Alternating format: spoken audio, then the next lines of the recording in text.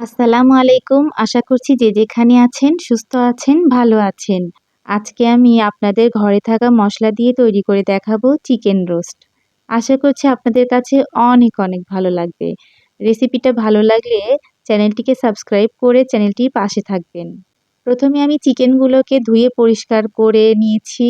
এখন আমি লবণ দিয়ে মেখে 10 মিনিটের জন্য রেখে দেব। 10 মিনিট হয়ে গেছে, এখন আমি চিকেনগুলোকে তেলে ভেজে নেব। প্যানে তেল দিয়ে দিয়েছি, চিকেনগুলোকে দিয়ে দিলাম তেলের মধ্যে। সবগুলো চিকেন আমি এভাবে ভেজে নিয়েছি। প্যানে তেল দিয়ে দিলাম, হাফ কাপ পেঁয়াজ বাটা দিলাম, 1 টেবিল চামচ রসুন বাটা দিলাম। চিকেন ভাজা তেলটা যে বেঁচে গিয়েছিল আমি দিয়ে দিচ্ছি। বাদাম বাটা দিলাম। জয়ফল আমি একটার হাফটা নিয়েছি, জয়ত্রী আমি 2 পিস নিয়েছি, পাটায় পিষে দিয়ে দিলাম।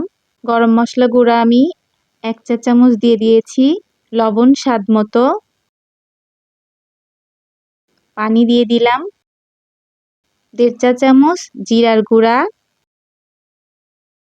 1.5 চা চামচ ধনিয়ার গুঁড়া, একটা কালো এলাচ দিয়েছি, 5-7টা সাদা এলাচ পাটায় থেতো করে দিয়েছি, 2 টেবিল চামচ আদা বাটা, টক দই হাফ কাপ, 5-6 পিস দারুচিনি, কিছু কাঁচামরিচ ফালি, ঝালটা আপনাদের স্বাদ মতো, 1 মুঠ পরিমাণ পেঁয়াজ বেরেস্তা, সামান্য পরিমাণ সাদা গোলমরিচের গুঁড়া, ঘি 1 টেবিল চামচ, চিনি হাফ চা চামচ।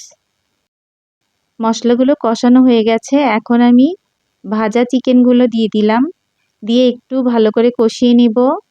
কষানো হয়ে গেছে, আমি এখন পানি দিয়ে দিচ্ছি।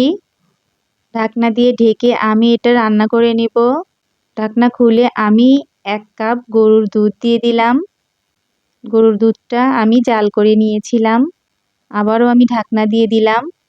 ঢাকনা খুলে আমি এখন কিছু আস্ত কাঁচামরিচ দিলাম, কিছু পেঁয়াজ বেরেস্তা দিলাম, 1 টেবিল চামচ ঘি দিয়ে দিলাম।